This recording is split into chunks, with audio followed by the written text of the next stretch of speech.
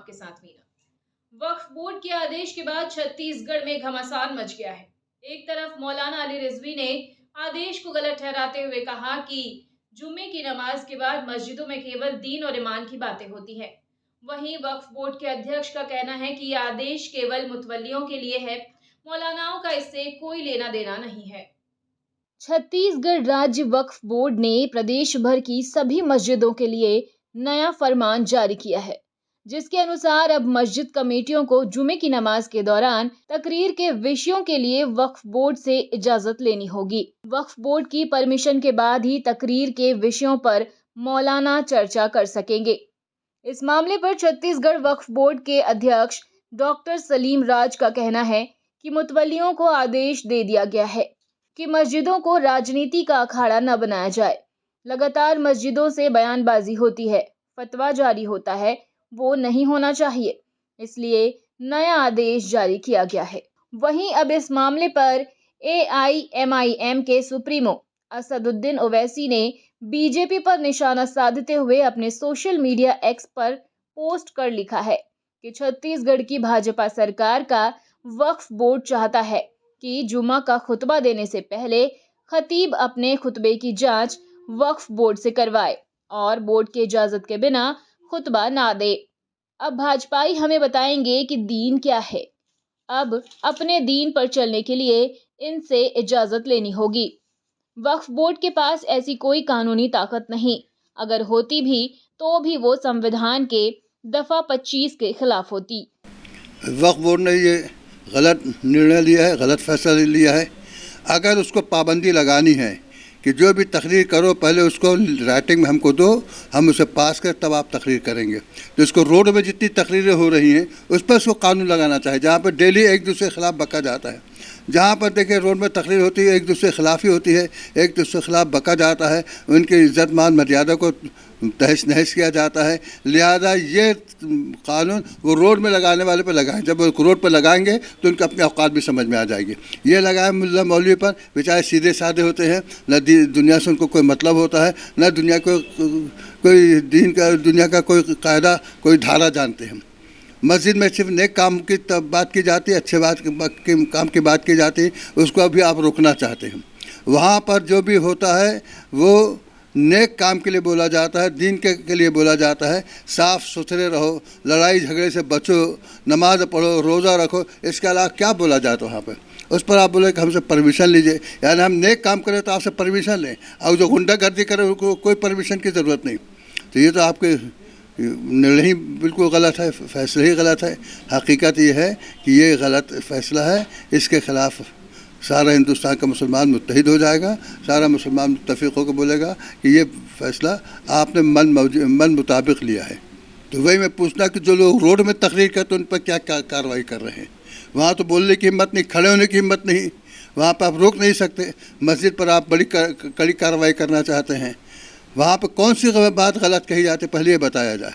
हिंदुस्तान भर की मस्जिदें हैं, वहाँ पर हर हफ्ता हर जुमा को वहाँ पर तकरीरें होती हैं। शब कदर आती तो शब कदर के बारे में तकरीर होती है, शब बरात आती तो शब बरात के बारे में तकरीर होती है, रमज़ान आता तो रमज़ान के बारे में तकरीर होती है। वहाँ पर आप फैसला लेने के लिए खड़े हैं कि हम उसको बताएंगे कि सही कि गलत है, लेकिन दुनिया में लोग तकरीर करते तो उनके लिए आपका क्या फ़ैसला है?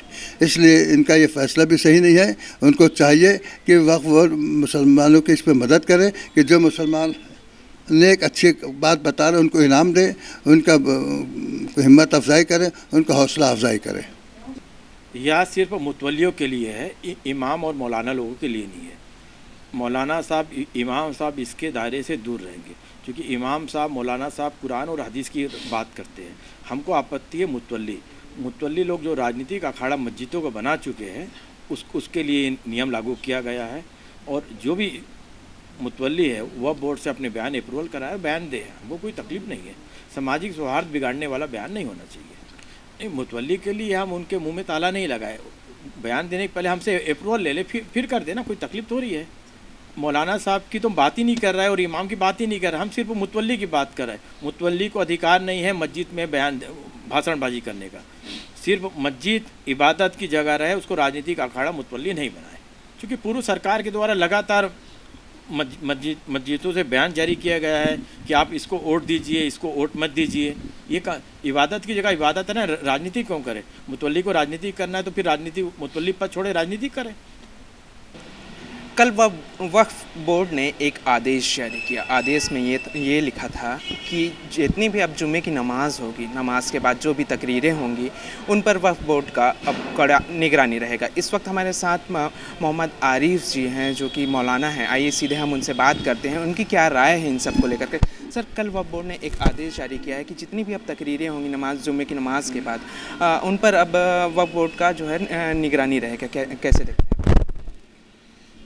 वक्फ बोर्ड की इस मुतालिक जो आदेश आए, ये मस्जिद में बेजा मुदाखलत की बात होती है। ये भाई जो इमाम सब तकरीरें करते हैं वो कौम को सजाने संवारने, देश को उन्नति देने के बारे में करते हैं, आपस में भाईचारा बढ़ाने की बात करते हैं। आज तक रायपुर छत्तीसगढ़ में एक भी मस्जिद ऐसी नहीं हुई होगी, एक भी जो मुसलमानों का प्रोग्राम होता है उसमें भी एक भी तकरीर ऐसी नहीं होगी जिसकी वजह से माहौल बिगड़ा हो या फिर किसी इमाम के मस्जिद के इमाम ने बोला कि जाइए आप लोग वहाँ पथरावा करिए।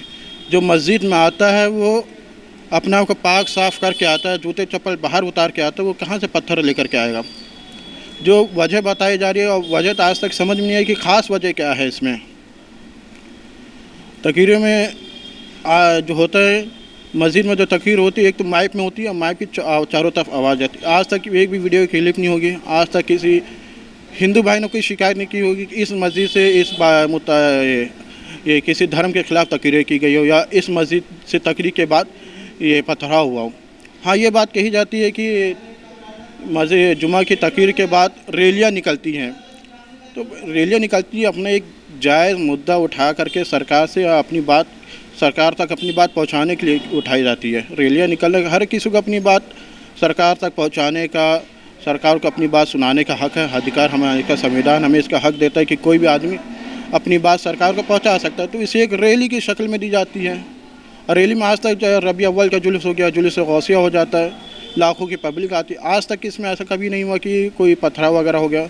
तो मस्जिद में तो बेजा मुदाखलत वाली बात हो जाती है। और दूसरी बात ये हो जाती है कि चलिए हाँ, मान लिया जाए कि जो इमाम साहब लोग होंगे वो तकरीर करने से पहले अपनी तकरीर लिख करके देंगे, लेकिन जो लिख करके देंगे वो जो इमाम होते हैं बहुत काबिल होते हैं। कोई मुफ्ती होता है, कोई आलिम होता है, कोई हाफिज़ होता है, कोई कारी होता है। अपने अपने वक्त के अतबार से, अपने अपने तालीम के अतबार से लोग बहुत माहिर होते हैं, बहुत काबिल होता है। उनकी तकरीर करने के लिए, उनकी तकरीर को चेक करने के लिए इसमें कौन सी बात सही है, कौन सी बात गलत है, इसके लिए कौन से आदमी को आपने मुतय्यन किया, कौन सी कमेटी इसमें बैठाई गई। भाई जाहिर सी बात है, डॉक्टर क्या टेस्ट वही कर सकते हो जो मेडिकल का हो, वकील सही कर रहा है कि नहीं गलत कर रहा है ये तय वही करे जो वकील का हो। तो आलिम की बात कितनी सही है कितनी गलत है वही तय करे जो आलिम खुद हो। जो आलिम ही नहीं होगा वो क्या तय करेगा, क्या कैसे बात को पता करे बात सही की गलत है। तो जो पढ़े लिखे आलिम है उनकी तहकीक को चेक करने के लिए आपने कौन सी कमेटी या कौन से लोगों को मुतय्यन किया है कि ये लोगों को हम तकरीरें देंगे, ये चेक करेंगे। रायपुर ही मस्जिद के, रायपुर शहर का ही आप ले लीजिए, इसमें कम से कम 50 से 55 मस्जिदें होंगी। पूरे छत्तीसगढ़ का हिसाब ले लीजिए तो कम से कम 1000 मस्जिदें होंगी। तो हर हफ्ते 1000 तकरीरें चेक करने का कौन होगा वहाँ, कौन कमेटी बैठेगी, कमेटी में कौन कौन लोग होंगे, इसका कोई हिसाब किताब नहीं है। तो कैसे आप कह सकते कि चलिए मान लें कि जो वक्फ बोर्ड के चेयरमैन हैं उन्होंने ये आदेश जारी किया, चलो वही मान लें कि वही तकरीर चेक करेंगे।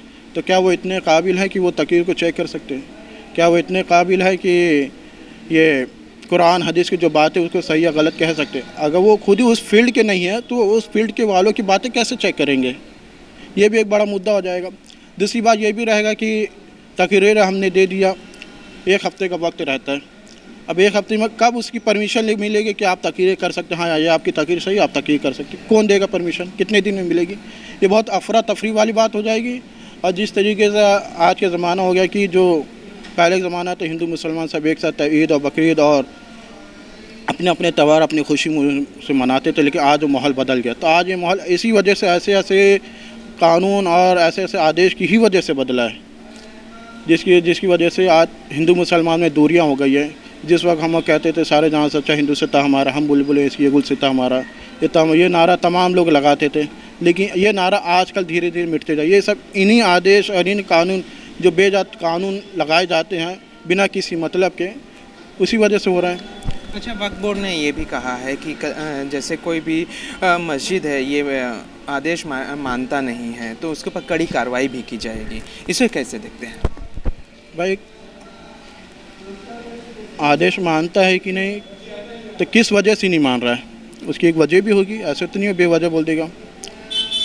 और दूसरी बात ये भी है, जिस तरह मुद्दा उठाया जाता है कि मस्जिदों से कट्टरता के ख़िलाफ़ तकरीर होती है, आज तक मस्जिदों में ऐसा कोई बात नहीं हुई। चाहे कोरोना का टाइम ले लीजिए, नोटबंदी का टाइम ले लीजिए, कभी मस्जिद के ख़िलाफ़ या ऐसे कानून के ख़िलाफ़ कोई तकरीरें नहीं हुई है। तमाम लोगों ने इसको मंजूर किया। कोरोना के टाइम जो कानून लगाए गए थे कि मस्जिद में जमातें नहीं होंगी, ऐलान जो अज़ान होता है लाउड स्पीकर में नहीं दिया, तमाम लोगों ने इस पर रजामंदी ज़ाहिर किया था। कोई मस्जिद ऐसी नहीं थी जो लाउड स्पीकर पर अज़ान देती हो और उसके अंदर तमाम लोग जाते हो। अगर पथराव की बात होती तो पथराव वो लोग करते जो कट्टर वाले होते, और जो कट्टर होते फिर किसी कानून को नहीं मानता है। अगर तमाम लोगों ने कोरोना के टाइम पे जो सरकार ने जो कायदा कानून लगाया तो उसको माना है, तो इसी मस्जिदों की ही वजह से माना है। सी वे मस्जिदों में जो इमाम लोग होते जो उन्होंने तकरीर की देश की उन्नति के लिए, समाज को एकता मजबूत बनाने के लिए जो तकरीर की, उसकी वजह से ही ये सब माना गया है।